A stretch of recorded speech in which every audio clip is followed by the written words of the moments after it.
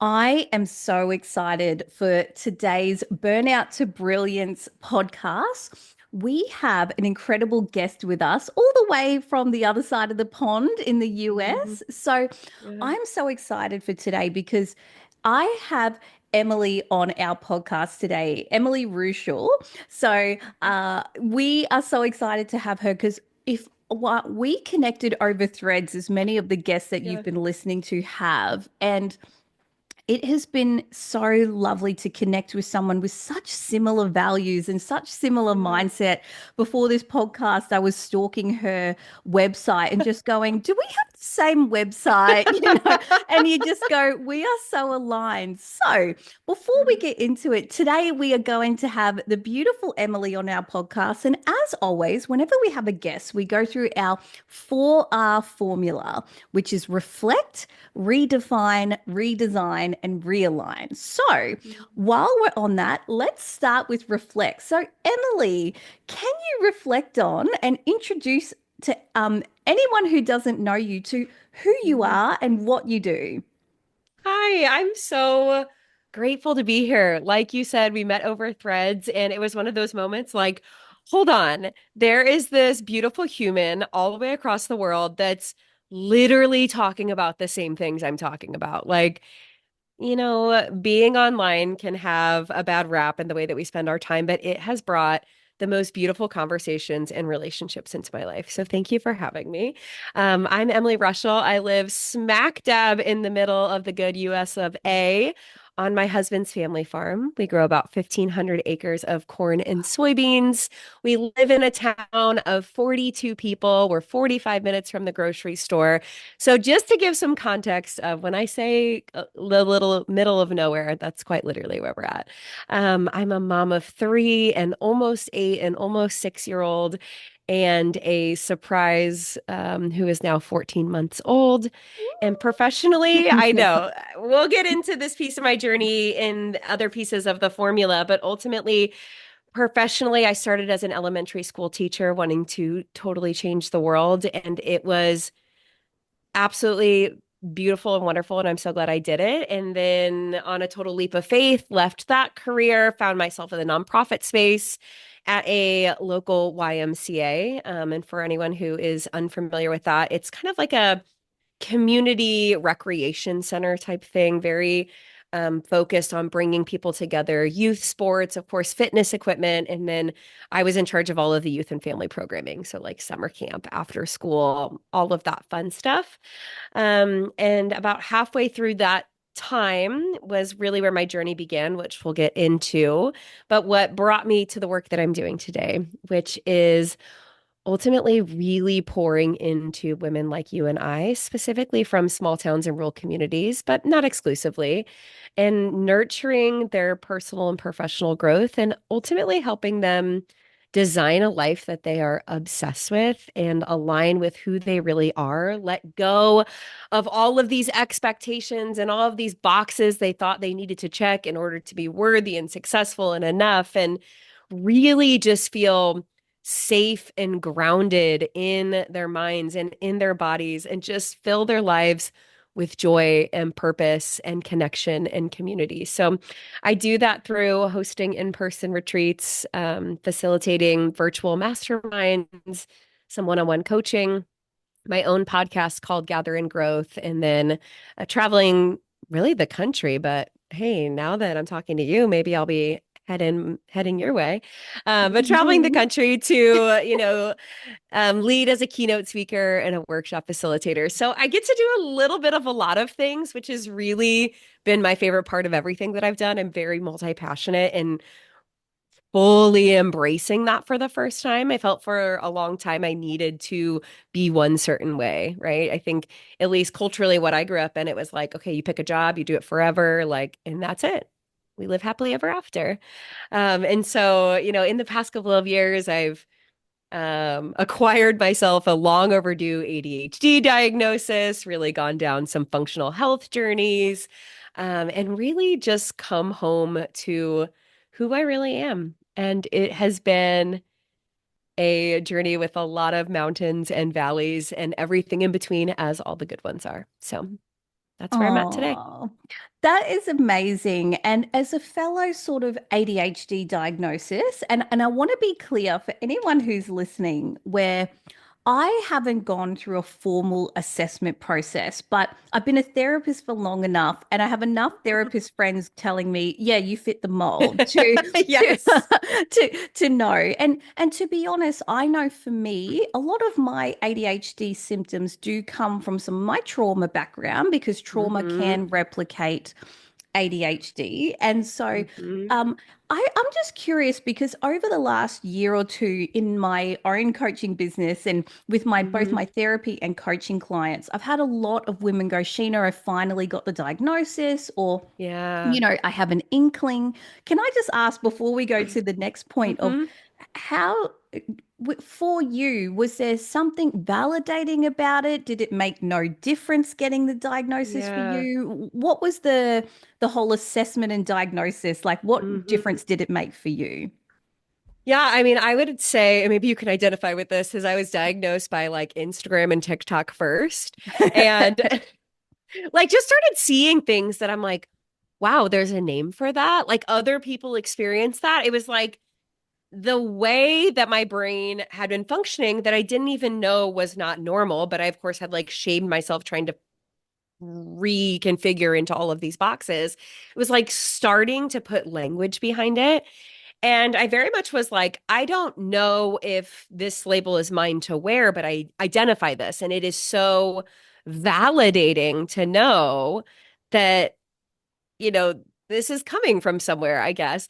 And, as far as what my process looked like in that, I had be gone into therapy after a year of sprinting in my business and realizing I cannot do this anymore. I am the bottleneck in my life. It was like entrepreneurship is the most forceful form of personal growth. And I had Mm, done all of the work. I've read all the books, I've listened to all the podcasts, and I'm like, there is a missing piece. And if I do not figure it out, I am going to feel this way forever. And so it was in therapy that I started to untangle my addictions to approval and achievement as means to define my worth and started to kind of have curious conversations around ADHD. And I'm sure there's a lot of different ways to kind of assess and figure it out, but ultimately my therapist kind of pulled up whatever assessment tool she used and just kind of asked me yes and no questions. And interestingly enough, in the moment, I'm having like massive imposter syndrome. Well, that's not quite me, or I can see maybe how this would fit like this. So after she was like, yeah, you blew that out of the water, like we're good. I'm like, oh, but no, I didn't really feel like I was it enough. And she's like, this is where, actually, surprise, I'm also giving you the label, not that you have to own it or not, of anxiety. And for most of your life, you have been in this survival mode, this anxious mentality of having to be good. And so much of that desire to please and to not do anything wrong or to achieve has masked all of these different layers of how you naturally are. Like you have been coping by society standards brilliantly.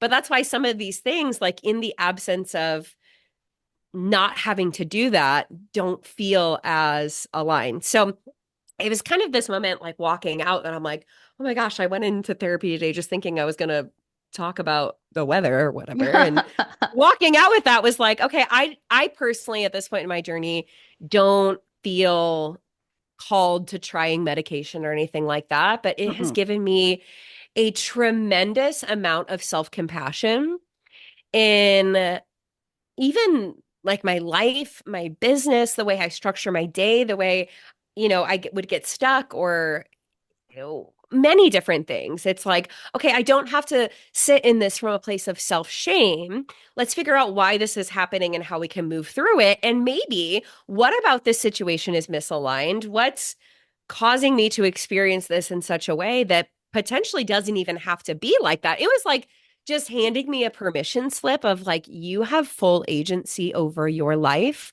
You are not broken. There is nothing wrong with you. Like, let's just come home and figure out who you are and then build your life around that instead of the other way Mhm. around.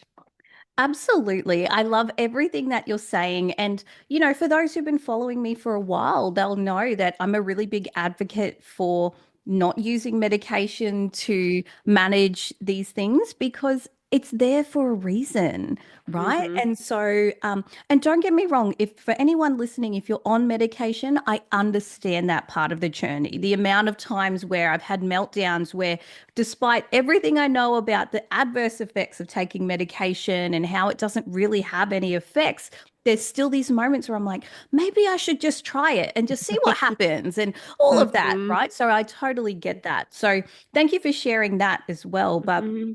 I think that's the important thing you touched on is one, I wasn't ADHD enough because Yeah. I think there's this idea of people think of the hyperactivity, because it's Hmm. in the name of, attention deficit hyperactivity. But there's Yeah. actually four types of ADHD. And what often happens in women is the inattentive type, which is we still have the distractibility and we're actually taking so much information in that we're like, it's harder for us to process what's the important thing I've got to act on rather Hmm. than, there's just so much coming into the funnel of our brain compared Yeah. to maybe a neurotypical person who's got maybe a third of what's coming in, right? Hmm. And so for women, we present very differently, which is why Yeah. diagnosis is often happening so much later because we're not the kid punching holes in walls or bouncing out of Right. our chair. We're the kid who's like, on the outside we seem okay, but on the inside our brain is going like 1,000 miles an hour. Yeah. And I think, Yeah. Well, and I yeah. think for me, like a lot of the ways that it presented were traditionally praised, right? Like I was like would go all in, was so passionate, like wanted to do my best. Like there are so many attributes that I can see that I'm like, oh, not only did I fly under the radar, like I was handed a gold star for the way that I was Hmm. navigating it. And so it just like perpetuated these feelings that then, of course, grew into anxiety. Oh, and I think looking back, I'm very similar where it's like, oh, cool, I have 3 degrees in 3 different fields, 2 master's degrees. God knows how many businesses I've started, drop shipping, Etsy stores, this website, that Mhm. website, claim this domain, like the amount of Yeah. things.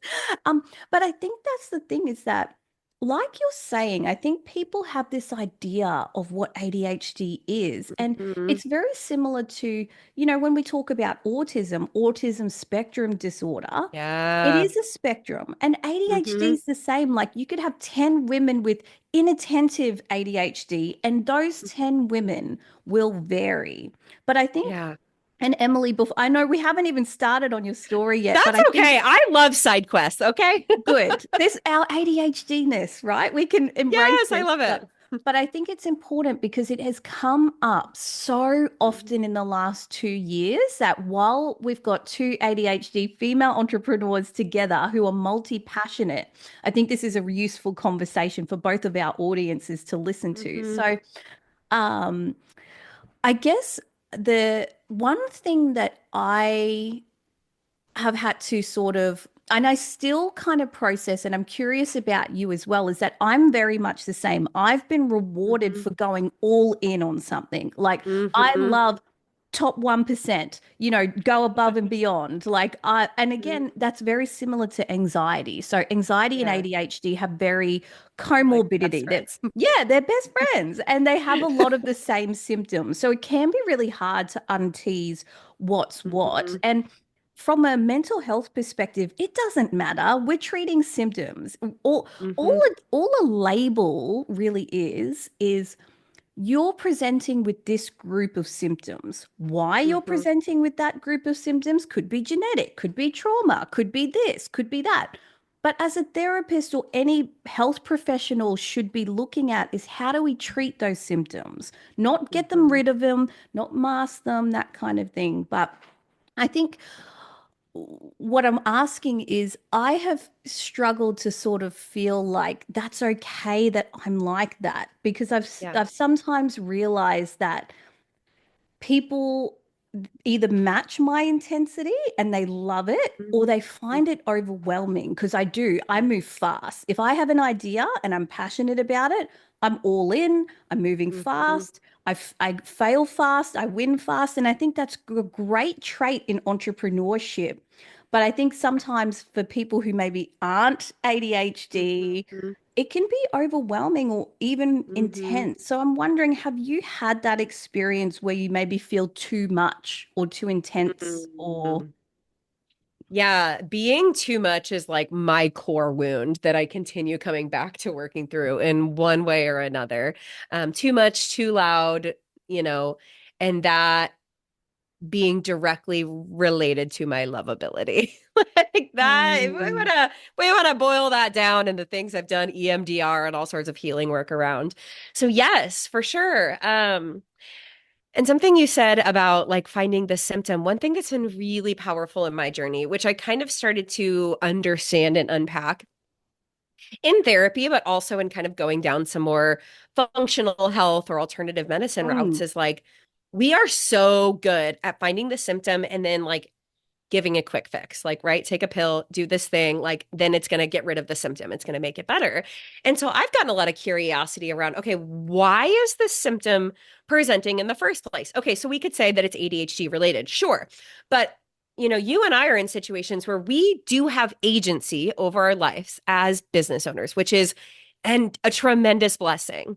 So I have to look back and see, okay, well, how am I setting up my day or my business or my offers or my expectations that is giving this symptom the opportunity to take control.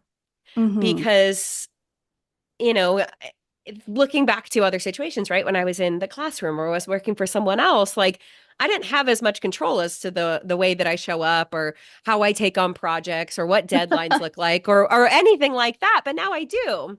And so it's been really empowering for me to start designing what I'm doing around the way that I naturally go and flow. If I've realized that I really like working in sprints, I like creating a new program, I like doing it fast, I like putting it out there and building the momentum and then seeing it through. But like the idea of having an ongoing like membership container feels so exhausting to me. And I'm not saying never say never, but like the idea of something that just exists indefinitely, like that feels so overwhelming because it feels like such a commitment. And not to say that I'm not committed. I'm very much doing the same types of programs now that I was a year ago, but I like having a 3-month program or a 6-month program where I know exactly what kind of energy this is going to need, what I'm going to need to do to bring it to fruition, and knowing that there's an end date. And then at that point, I can reassess, okay, where do I go from here? And just giving myself that autonomy and permission to explore and try new things and not have to have the rigidity of like, this is the one thing I do in the one way I do it, and I will do this for the next foreseeable future. Yeah, absolutely. And I love that. And I love the idea of, yeah, structuring your life to suit how you do things. I think that's why Mhm. you and I match so well because not only do I talk about that in business and career, like exactly as you're saying, structure your offers to who you are. Right? Mhm. Like exactly as you're saying, if you're someone Mhm. who you know you've got bad follow through, don't be setting up something that's long term that needs a ridiculous amount of follow through sort of Mhm. thing. But it's even down to things like laundry. Yeah. I have a client who she's an incredible career woman, incredible business owner, but she beats herself up because laundry is an issue or the dishes are an issue. And Mhm. so we work on don't think to yourself you've got to do laundry like your mum does laundry or how you Yeah. see like it's setting up your life that if you know yourself well enough through things like therapy, personal development, all of those things, once you know how your brain works or how your Mhm. personality works, you can structure every aspect of your life in a way that works for who you are. So if you Mm-hmm. know you work really good to a deadline, set a timer for 10 minutes, do what you can. Like there are things that you can hack in that way. So I love that you touched on that. Yeah. So let's get Something. into, Oh, well, sorry, you go, and then we'll get oh into your no. story, I think. I just have one other mantra that really has been altering for me. One of my friends says, "What if it's not a problem?" As soon as I should be doing this, or I need to be doing this, or anytime those voices pop up, whether it's related to the laundry or writing an Instagram post or what time you're starting work or whatever, it's like, well, what if it's not a problem? Like maybe that's an invitation to get curious on how else could I do this? Like, what else could be true? How else could this fit into my life? Right? It's so easy to get into these rigid expectations of how we're meant to show up. And then we add social media where we're given a microdose of a million people's ways of showing up and comparing ourselves against each of them and then instantly sinking into this place of like, I suck, which is so not true. And so just a mantra that I constantly think of when I try to put myself into oh, I should, I could, I woulda, blah, blah, blah, blah, blah is what if it's not a problem? Like, how else could this be? Like, what actually fits with the way I function?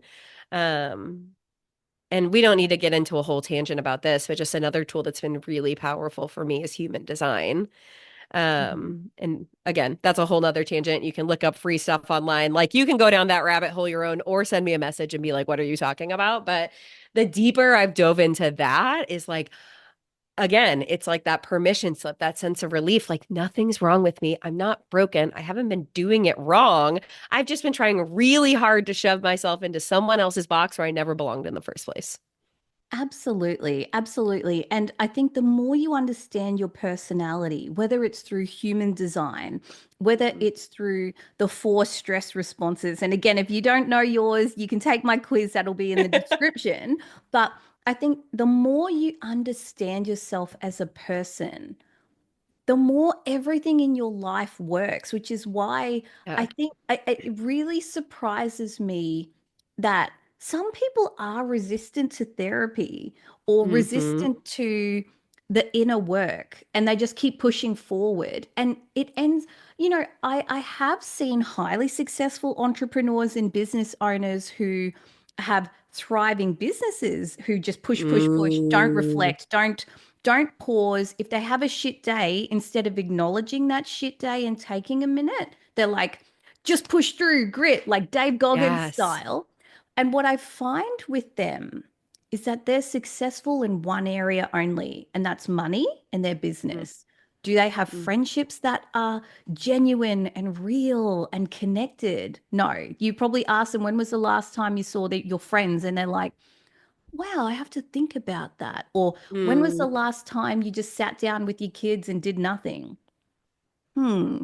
Like those, I think that's exactly what you touched on when we get on social media. And at the time of this recording, I'm having a big social media break for this reason of it's just so much. And we see one aspect that someone's killing it at. But luckily enough for me is that I do get to see behind the scenes. And I think Mm. it's so important that we don't reward people who they're a great mum. They make time for their friends. They make time for their family. They take care of their spiritual health, their physical health, but they're Mhm. not a millionaire. But I would Mhm. see that person is far more successful than some millionaire who doesn't have friends. Family never get to see them, or when they're with them, they're constantly on their phone or distracted. Like, we need to really redefine what success is and Yeah. reward those people who are actually just living in their values. So, Mm.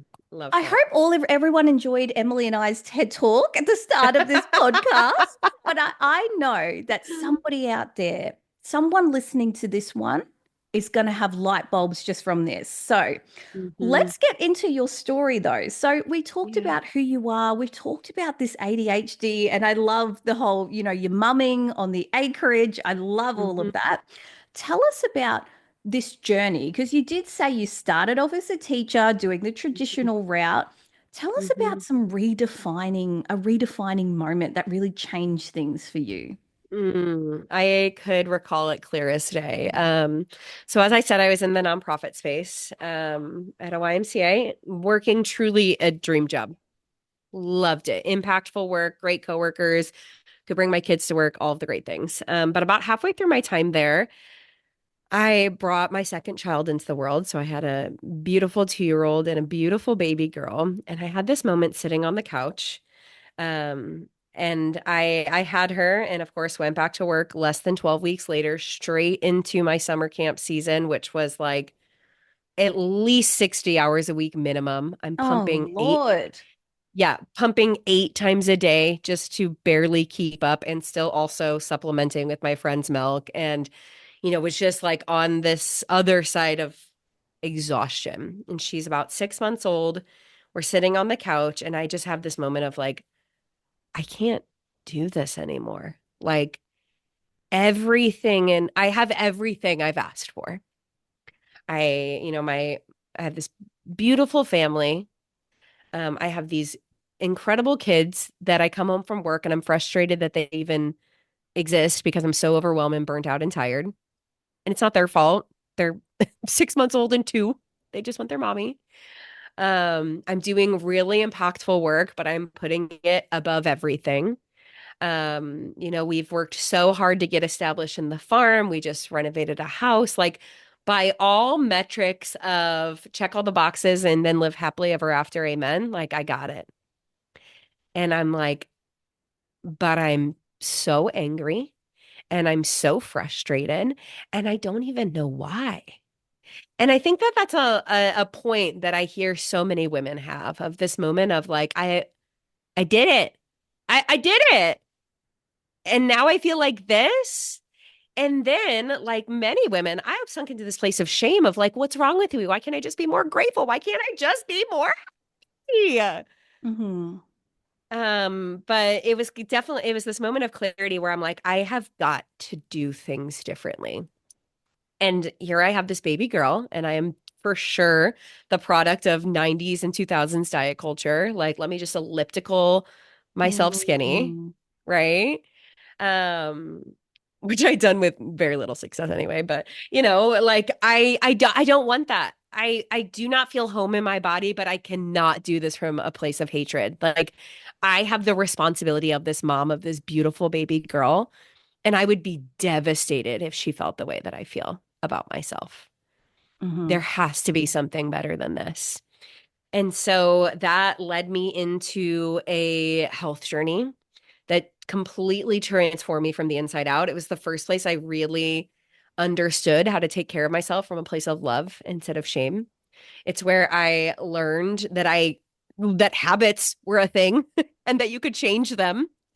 And not just like let me just put myself on this low calorie diet, but like truly what makes me feel good. Oh my gosh, wow, drinking a lot of water makes me feel good. What? Wow, I don't like shocker. I don't have to go to a workout class because I hate myself. I can try new things and move my body in ways that feels fun. I went from being the opposite of a runner to running a half marathon.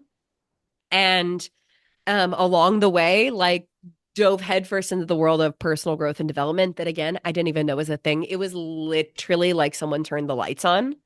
Mm. Um and yeah, just like had this totally renewed sense of wow, like I've always been in control of my life to some extent, but like I really can do anything.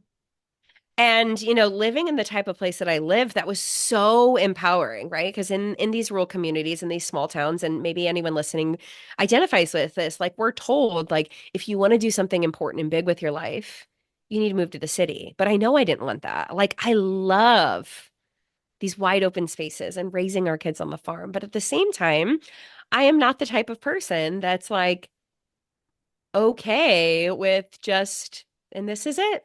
This is all life has to offer.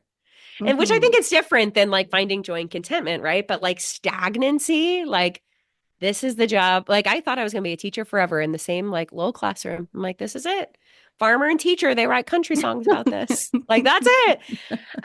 So anyway, that fast tracked me into the world of personal growth and development, which then several months later, I had, kind of trying to establish who I was as this farm wife in this small town I didn't grow up in, while also having this like really big realizations of like, oh my gosh, I now have all these goals and dreams. And for the first time, I'm like way expanding my horizons. And at the time, I didn't see anyone at the intersection of the two.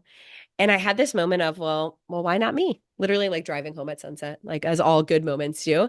And so, maybe this is kind of getting into the next R, but started my Instagram account just as a means, like I kept thinking I cannot be the only woman who lives in places like this who's interested in the things that I am, who wants to talk about goals and habit and personal development and gentle parenting and like doing things differently and empowering other women and talking about mental health and all of this stuff. And so that's really where my journey began.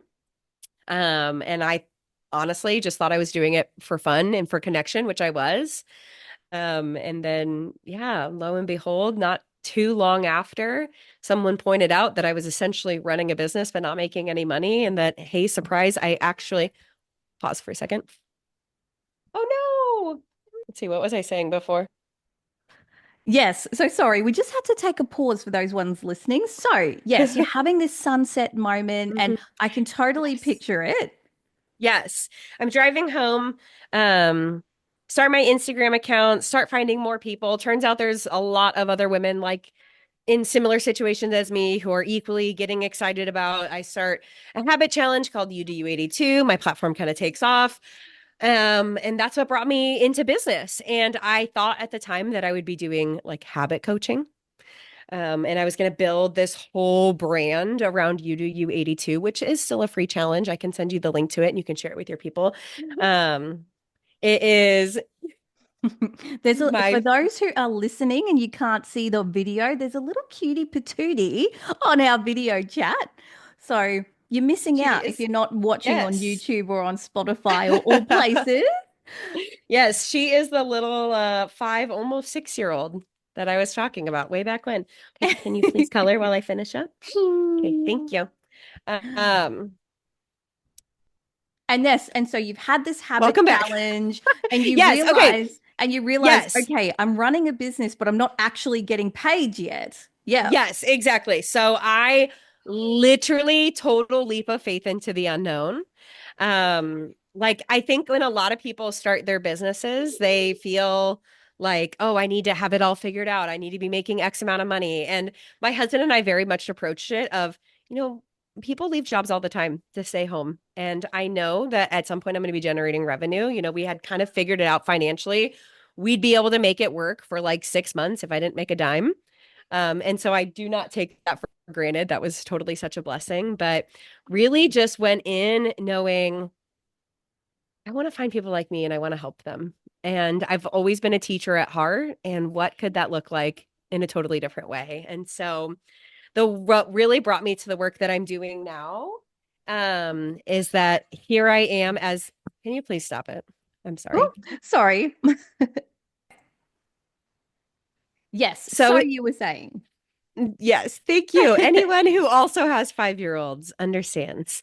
So thank you for your grace and patience. And maybe that made someone go, okay, it's not just me.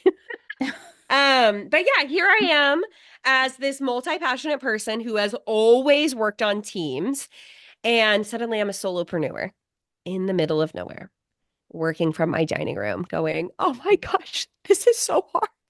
Like, I don't have people to talk to. I can't just like call up the girl downstairs and ask her about this new idea. And I was voice memoing to a friend about how hard it was, and she and I had been at a retreat together where it just felt so easy to make all of these plans and empower one another. And like gosh, when we were in the energy of that room, ideas were flowing, confidence was like just emulating, we were unstoppable. And she's like, well, then it sounds like you should create that. And I was like, oh, I hadn't thought about that. At the same time, literally within the week, I was invited to participate in a local mastermind, totally by accident through a nonprofit that I was a part of with this thing I was supposed to go to. Anyway, it doesn't matter.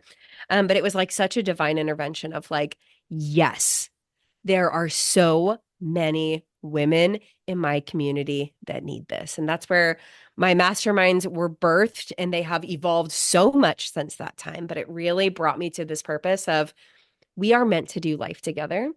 And as entrepreneurs and multi-passionate entrepreneurs and women who love to be in community, of course, it's so hard to sit at your computer at the dining room table and figure it Yeah. all out on your own. We were never meant to do life alone. And so that honestly just has awakened everything. And like I said, has changed so much over the years into this deeper healing spiritual journey.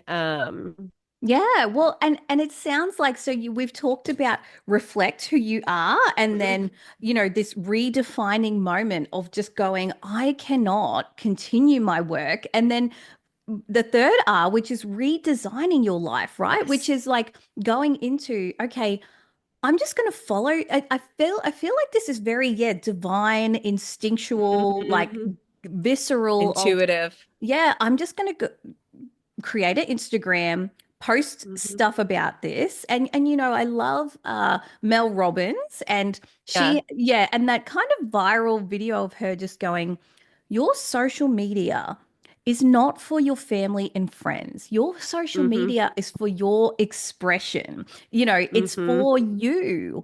And Yeah. so I think that's the thing. Like, don't get me wrong, we've all got our personal Facebooks and Instagrams, but I think it's so fun to just kind of create. And I have been in this weird creative space too, and I've been using Hmm. TikTok like that, where I actually just Yeah.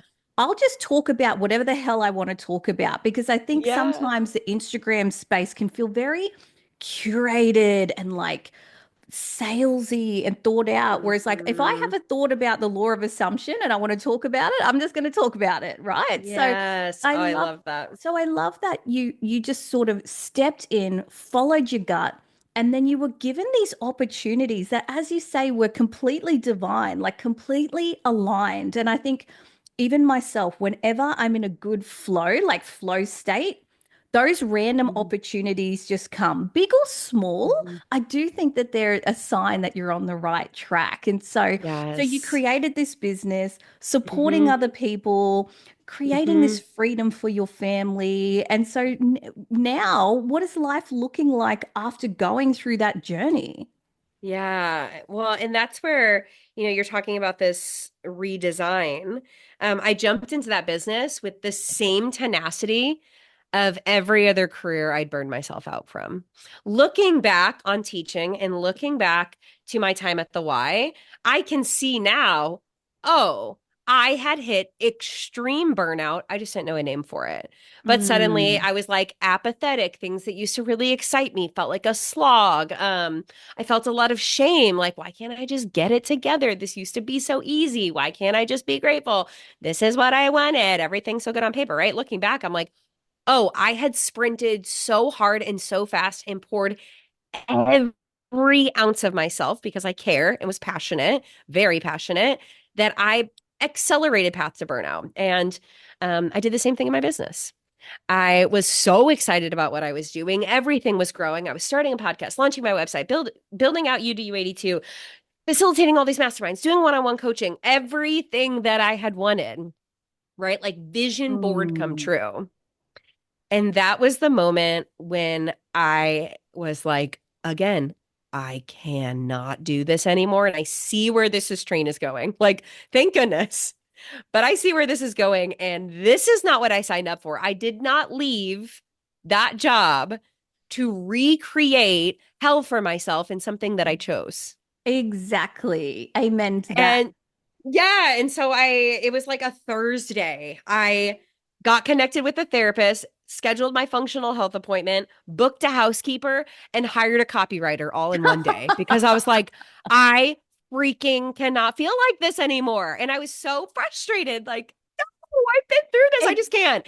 And yeah. so that was like the second big moment that really, really changed the trajectory of my life of like, I don't want to sprint.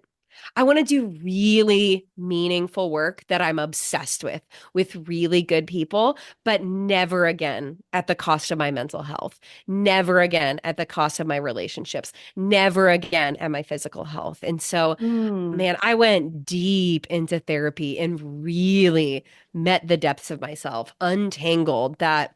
Yeah. achievement and approval, addiction, and these really deep trauma wounds that were ultimately the driving force to needing to prove myself through impact. Yeah. I didn't have the like worthiness to money, but it was like the more people I help, then I will finally be loved. Mm. And so healed all that, healed so much of my body, got to a really good place and then found out I was pregnant. Surprise. Yeah. Well, I love Um, touching on this realign stuff, the stuff that you're doing that helped you realign to a better mhm. place because Yes. you talked about therapy, functional medicine, Hmm. housekeeping. This is all the things that Yeah. we do inside my programs too, where it's like you if I could help you build a business that you could run in 20 hours a week, but if Hmm. you don't heal the wound of Yeah. worthiness, of achievement, you'll just fill that back up with, oh, I have this Yep. other idea and I have this other thing and I want to do this. And I think what you're talking about is kind of more of an advanced level entrepreneurship. I know I've got it too, where when you first start a business or entrepreneur journey, you're like, what can I do? Then you get to Hmm. a point where you're like doing all the things and you're like, what can I not do? Not to. Yeah. Like, and Yes. how can, again, it's like, what is my zone of genius? Let me go Mm. all in on that, but also Hmm. go, I am doing enough because I am Yes. enough. And so Hmm. working 20 hours a week is good. And don't get me wrong, I think it's a practice like you and I both have found where Hmm. when I first started, and even now, I have that tendency if I'm in a not great place, if you put me in front of a laptop and I don't have the kids around or I don't have things I got to do, I could sit there for 14 hours and just go Mm. if you just left me. So it is a very conscious decision of actually my workouts are priority. I need to work out. If I don't, Hmm. like that's, it's not even a, oh, once I get this done, I'll do it. It's like, no, two That o'clock, comes first. you're done. And that's for me, when we're talking again about the habits and the things that work for you, that comes from Hmm. self-awareness. I know Yes. a thing that works really well for me is almost treating my day like a work day of when am I going to have lunch? When am I finished? Hmm. Rain, hail, or shine? When am I going to finish? Rather than, oh, I'll stop working once the post is created or once this is created. It's like, Hmm. actually, I have to stop because I Hmm. have that tendency where I just want it done. I just want to keep going. So Yeah. you've gone through this, and I love that you touched on the health as well, because I always recommend seeing a naturopath, getting all of that. That's part of our programs too. And so, what do you do now to stay on track? You've created this life, you've done so much growth in such a seemingly short amount of time. Because let me tell you, a lot of people that would take them, you know, decades to do Hmm. what you've done in a few short years. Again, maybe that's the Hmm. achievement thing coming through as well. But but I'm gonna be the best at therapy, gold star, right? it happens. It happens. So how do you stay on track? Because I think, like I said, for all of us, we're gonna have those moments where it can be really easy to fall back into an old habit, old version of Hmm. ourselves, or same with entrepreneurship. If we're having a bad month, going, maybe I should just go back to teaching, or maybe like, wouldn't it be easy to just do a couple of Yeah. days? Like, how do you stay on track now? Yeah, I think the most important thing that I could bestow that actually is if I distill down everything, right? Because I could give you my daily list of, oh, this habit makes me feel good and I really like that, and yada, yada, yada. And all that's going to do for someone listening is be like, oh, well, if I do that, then I'll be like her and then I'll be Mm, great. So here is actually the takeaway, I think, is really flexing the muscles of embracing progress over perfection, like totally just letting go of the need to do anything perfectly all the time. I think the second layer to that is building the muscle of self-awareness, of what do I need? What does my body need? What does my business need? If I'm feeling resistance, where is that coming from? What changes could I make? And being okay with moving through the fluidity. I think for me, the more I try to be rigid or stick to a certain plan, the more constricted I feel, or the more like shame I internalize, or the more doubt that I feel. And so, I think previously you mentioned like what that self-awareness tool looks like. It's like that self-awareness and personal knowledge of knowing how to move through it. Which Mm, honestly, like looking back here when I created UDU82, I was really teaching before I had the language for it. Because it was all about like, this isn't like 75 hard or the last 90 days. I'm not copying and pasting. These are the 5 habits you should do. Like, I really want you to take inventory of your life in this season, not before you had babies, not 6 months ago, but like, what do you need right now to get from where you are to where you want to be? And that could be like where you are to where you want to be in 3 months, or that could be where you are to where you want to be in 3 years. mm. Um, and then the other part to that, I think for me also is like continuously knowing I don't have to do it all in every sense of the term. I don't have to do it all at home. Like I have a partner and we are partners and we need to communicate as partners. I have a housekeeper. I do not feel guilt around childcare in the same way that I Mhm. used to. I don't have to do it all in my business. Oh my gosh, there are so many different ways to run a business. And every guru you'll ever find will give you a different 10-step program to building a successful business. And if you try to hold yourself accountable to all of them, you will always feel like you are not doing enough. So like, what do you actually want to do? And what's actually moving the needle forward? One of the most powerful experiences I had actually happened earlier this year. Well, technically last year, but the effects of it were this year. When we were away celebrating Christmas, our house flooded. A little tiny piece on the Mm. toilet cracked, and 42,000 gallons of water went through our house. We came home to Whoa. a total flood. Could not live in our house for a really long time. And that week was a launch week for 2 programs. Oh, And I was like, you know what?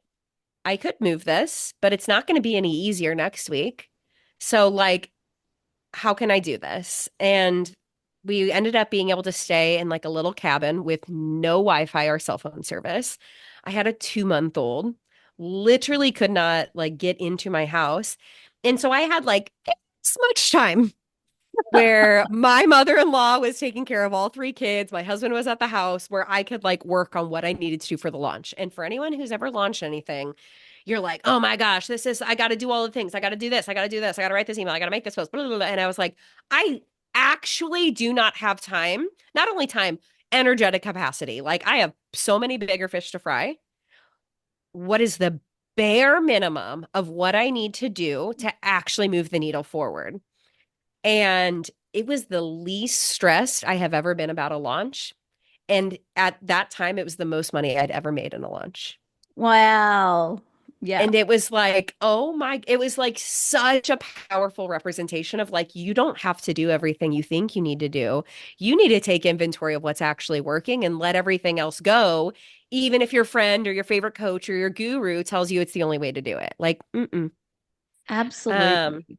Absolutely. And I yeah. love all of that because, I think so many people can relate to that. And even myself, I got burnt out in my business when I took the advice of someone who wasn't aligned with my values, but Mm, admittedly, when I hired them, I'm like, I want to make money. They know how to make yeah. money. And so I think again, when you're in the beginning of something, my thing was I'm going to fully trust them with my business because they Mm, must know better than me. And I think as you say, for anyone listening, take what we say with a grain of salt, but trust yourself first of go, I'll take a little bit of this and a little bit of that, try it out almost like a buffet, mhm, right? Try a couple of things, but then really mhm. kind of go, but these are the things that I like. These are the ways that I like. So Emily, it has been a wild tangent chasing conversation today, and I love that for both of us.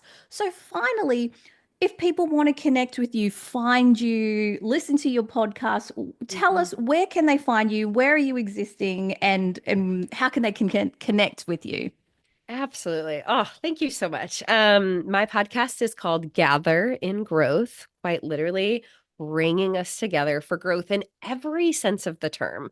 Lately, we've been really digging into getting curious about ourselves and the world around us, breaking down expectations and barriers, really coming home to know, love, and trust ourselves. So, I do a mix of interviews and solo episodes, and there's just so much goodness in store there. On social media, I'm most active on Instagram at Emily Reuschel, EmilYReuschel. My website is emilyreuschel.com. It is under construction. The copy on it was written a while ago. I have quite evolved since then, but at least give you the gist and link you to all the things.